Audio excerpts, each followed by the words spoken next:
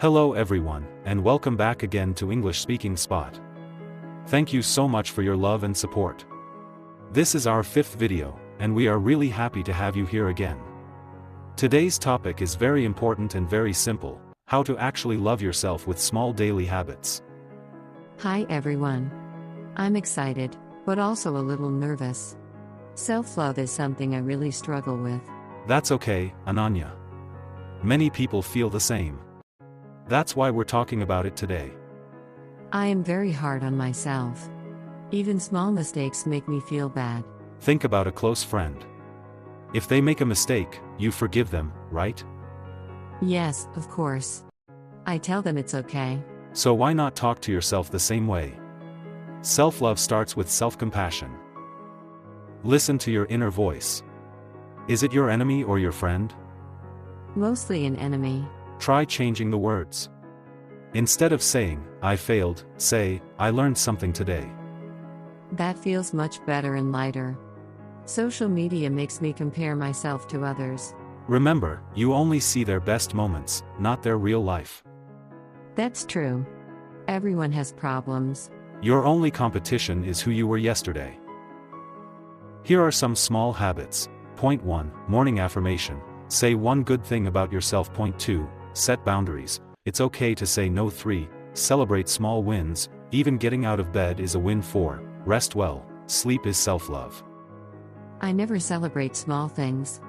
I only look at big goals. Self-love grows in small, consistent moments. Sometimes I feel guilty doing self-care. Self-care is not selfish. You cannot help others if you are empty. Like wearing your oxygen mask first on a plane. Exactly. What about past mistakes? You are not your past. Forgive yourself. Learn.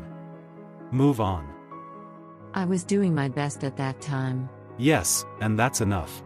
What about very bad days? Don't fight negative thoughts.